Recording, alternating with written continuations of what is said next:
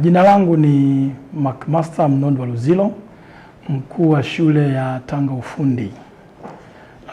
Shule ya sekondari Tanga Ufundi ni shule kongwe hapa Tanzania, ni shule ya kwanza. Ilianzishwa rasmi mwaka 1895 chini ya serikali ya Wajerumani. Kwa bahati njema, shule hii tangu ilianza kwa masomo ya ufundi, na tangu kuanzishwa kwake mpaka sasa inaendelea kutoa masomo ya ufundi, na sasa tumebezi zaidi kwenye masomo ya amali. Shule yetu ni jumuishi. Shule yetu ni jumuishi kwa maana kwamba ina watoto wenye mahitaji maalum na wasio na mahitaji maalum. Kwa idadi, wale wanafunzi wasio na mahitaji maalum wenye mahitaji maalum ni 217, na waliobaki wote ni wanafunzi ambao hawana mahitaji maalum. Sasa hawa wenye mahitaji maalum ni wa aina 4. Tuna wanafunzi wenye uoni hafifu wako 100, wanafunzi viziwi ambao hawasikii, hawana usikivu, lakini pia hawawezi kuzungumza wako wanafunzi 96. Wale wenye ulemavu wa viungo wako wanafunzi 11, na wenye ulemavu wa ngozi wako 7. Kwa ujumla, shule yetu hii ina kama nilivyosema awali, ina masomo ya amali.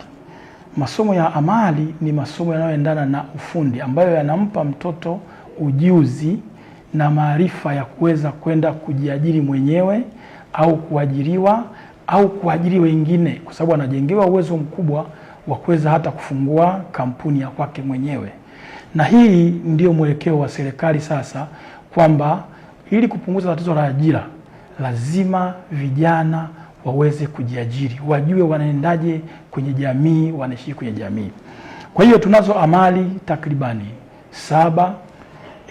Tuna useremala, tuna ufundi magari, tuna ufundi uchomeleaji na uwezeshaji vyuma, tuna ufundi umeme, tuna ufundi umeme jua, tuna utengenezaji wa programu za kikompyuta, pamoja na ujenzi wa majumba, madaraja na kadhalika.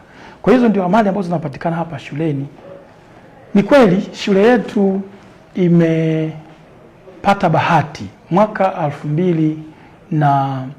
2022 tulipata fedha kutoka serikali kuu kwa ajili ya ujenzi mabweni mawili. Na kwa nini tulipata fedha hizi kwa ajili ya ujenzi?